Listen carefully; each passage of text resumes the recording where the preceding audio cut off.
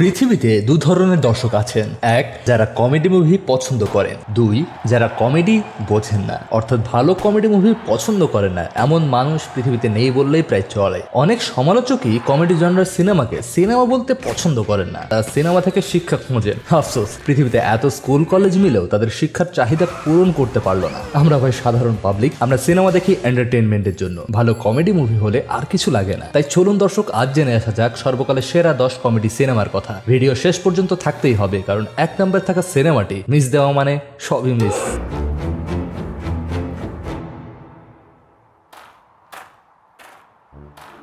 Johnny English series. British secret agency দুদে agent Johnny English desk job পছন্দ করেন না। তার ইচ্ছে দেশকে বাঁচানোর মিশনে যাবে, অন্য সব ফিল্ড এজেন্টদের মতো। একসময় সুযোগ চলেও আসে আর পৃথিবী অবাক হয়ে দেখে এক দুর্ধর্ষ স্পাইয়ের কারিগরি। কি দর্শক ভাবছেন কমেডি মুভির মধ্যে আবার স্পাই থ্রিলার কেন? কারণ জনি ইংলিশ মূলত জেমস বন্ডের প্যারোডি হিসেবেই বানানো। জেমস বন্ডের ক্যারিজমাটিক অ্যাকশন এই সিনেমায় এসে জনি ইংলিশের হাত ধরে ফানি অ্যাকশনে পরিণত হয়েছে। রোয়ান অ্যাটকিনসনকে আমরা দেখবো পুরো সিনেমা জুড়ে অদ্ভুত অদ্ভুত সব কাজ করতে। পেটে খিল ধরে যাবে হাসতে হাসতে, এটা আমার গ্যারান্টি। এই সিরিজের 3টি সিনেমায় বিশ্বব্যাপী কমেডি লাভার দর্শকদের প্রিয়র তালিকায় আছে, সেটা তো নিশ্চিত।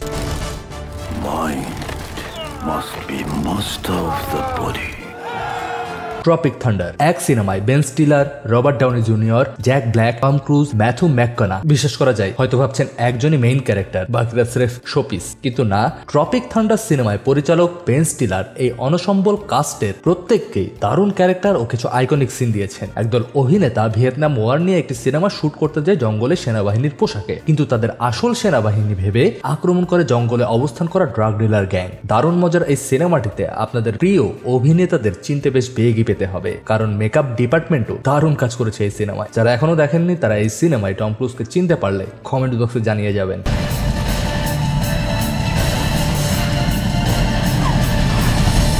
কুংফু হাসল। 1940-এর দশকে চীনের ক্যান্টনের একটি শহরের গল্প শোনা যায়, যে শহরটি রুল করত এক্স গ্যাং। সিং নামের এক চোরকে দেখা যায় প্রধান চরিত্রে, যে কিনা সেই গ্যাংয়ের সদস্য হতে চায়। এর জন্য সে শহরের একটি বস্তিতে তার বন্ধুদের নিয়ে আক্রমণ করে, কিন্তু সেখানে সে আবিষ্কার করে যে 3 জন কুংফু মাস্টার সেই বস্তিতে বসবাস করে। কি দর্শক অবাক হচ্ছেন? কমেডি মুভির কথা বলতে গিয়ে কুংফু সিনেমার কথা বলছি কারণ কুংফুকে কেন্দ্র করে তৈরি করা কুংফু হাসল মুভিটির পরতে পরতে কমেডি লুকিয়ে আছে। অ্যাকশন হোক কিংবা কুংফু কোনো দারুণ স্টেপ, সেগুলো এমন ভাবে প্রেজেন্ট করা হয়েছে যে দর্শক হাসতে বাধ্য। আমাদের অনেকেরই ছোটবেলার প্রিয় কুংফু মুভি এটি। সাদামাটা এক চোরের কুংফু মাস্টার হবার গল্পের সাথে কমেডির তরকা আসলেও লোভনীয় recipe.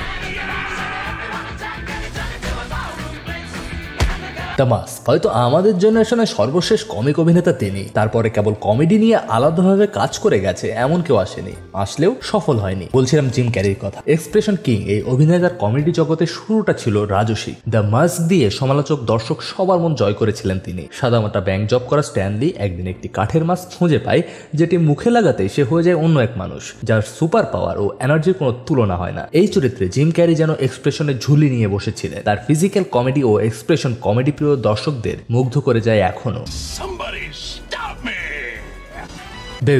Babies Day Out Bangla dubbing এ বা ইংরেজিতে দেখেননি এমন মানুষ এদেশে পাওয়া দুষ্কর। একটি বাচ্চাকে 3 জন কিডন্যাপার কিডন্যাপ করে, কিন্তু বাচ্চাটির বুদ্ধি কিডন্যাপারদের চেয়েও অনেক বেশি। বারবারই তাদের হাত ফসকে সে বেরিয়ে পড়ে, আর তখন তাকে খুঁজে আনতে কি পরিস্থিতি হয় সেটাই দেখা যায় এই সিনেমায়। এই সিনেমার অনেকগুলো দৃশ্য রীতিমতো মুখস্থ আমাদের। মনে আছে গরিলার খাঁচার সামনে সেই সিনটির কথা, অথবা পুলিশ অফিসার আসার পর জ্যাকেটের নিচে বাচ্চাটিকে লুকিয়ে রাখা। প্রতিবারই বাচ্চাটির দারুণ উপস্থিত বুদ্ধিতে নাকাল হতো কিডন্যাপাররা, আর দর্শক হেসে কাহিল। এখনো দেখলে হাসতে হাসতে কাবু হয়ে যেতে হয়। যাদের দেখা বাকি তারা এখনই ভিডিওটি পজ করে দেখতে বসে যান।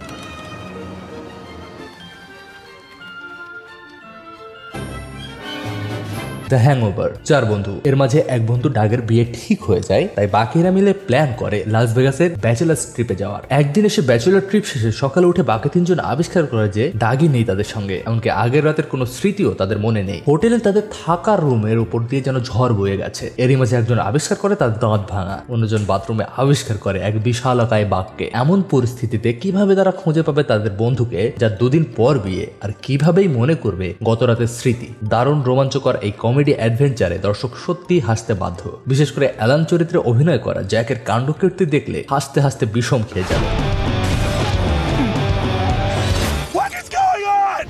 হেরাফেরি সিরিজ। ক্লাসিক কমেডি শুধু হলিউড না, বলিউডেরও আছে। যারা হেরাফেরি সিরিজ দেখেছেন তারা ঠিকই একমত হবেন। হেরাফেরির প্রথম পর্বে দেখতে পাওয়া যায় বাবু ভাইয়া আর তার দুই ভাড়াটিয়া রাজু ও শামের এই তিনজন ঘটনাচক্রে জড়িয়ে পড়ে একটি কিডন্যাপিং কেসে। সুযোগ বুঝে মুক্তিপণের টাকা হাতিয়ে নেওয়ার জন্য তাদের যে কাণ্ডকীর্তি সে ঘটনাবলী নিয়েই হেরাফেরির গল্প। ফির হেরাফেরিতেও আমরা দেখি এই তিনজন টাকার পেছনে ছুটতে গিয়ে সর্বস্ব হারিয়ে ফেলে নিজেদের বোকামের কারণে। বাবু ভাইয়ার সাথে রাজু ও শামের যে কেমিস্ট্রি, তাদের মধ্যকার যে ডায়লগ ডেলিভারি, সেগুলো প্রিয়দর্শন এতটাই অসাধারণভাবে দেখিয়েছেন যে আজ এসে সেগুলো ক্লাসিকে পরিণত হয়েছে। বাবু ভাইয়ার ডায়লগ শুনলে আজও সবচেয়ে গম্ভীর ব্যক্তিটি হেসে উঠতে বাধ্য।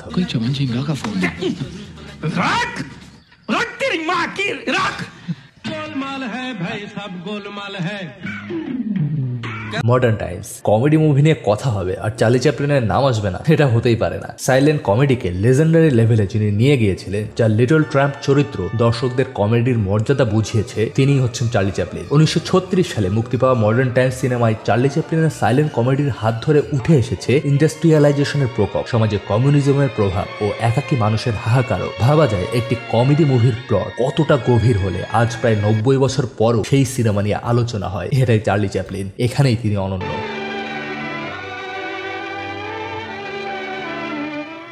Mister beans holiday. রাস্তার উপর হুট করে একটা আলো, সে আলোর মাঝখানে একটি লোক এসে পড়লো, হাত পা ঝেড়ে তারপর দে দৌড়। সবাই বুঝে ফেলেছেন বলছি মিস্টার বিনের কথা। আমাদের শৈশবের নিষ্পাপ হাসিগুলোর বেশ কিছুটা এই মিস্টার বিনের পাওনা। তার কাণ্ডকীর্তি দেখে কত হেসেছি তার ইয়ত্তা নেই। মিস্টার বিনস হলিডেতে সেই মিস্টার বিনকেই আমরা দেখতে পাই লটারিতে ফ্রান্সে হলিডে কাটানোর সুযোগ পেতে। ফ্রান্সে যাওয়া পথে এক পিতা পুত্রকে ঘটনাক্রমে আলাদা করে ফেলা ও তাদের পুনর্মিলন করানো, এসব নিয়ে মিস্টার বিনস হলিডের গল্প। পুরো সিনেমা জুড়ে আপনার হাসি 1 মিনিটের জন্য থামবে না, বরং সিনেমা শেষে চোখ একটু আর্দ্র হয়ে যেতে পারে আবেগে। এমন নির্মল হাসি ও কান্না কেবল মিস্টার বিনই এনে দিতে পারে।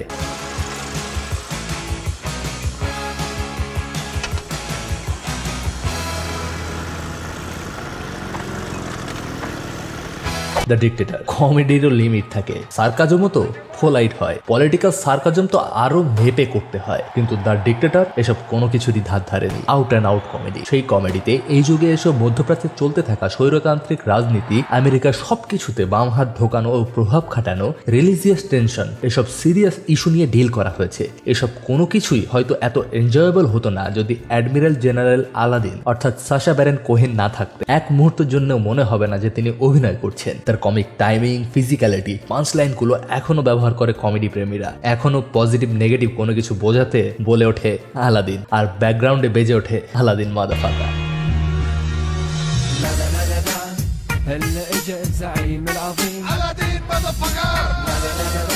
শেষ করতে হচ্ছে এই পর্ব। কমেন্টসে জানান এর মধ্যে আপনার প্রিয় কমেডি মুভি কোনটি। চ্যানেলে নতুন হলে সাবস্ক্রাইব করে রাখতে ভুলবেন না। ধন্যবাদ।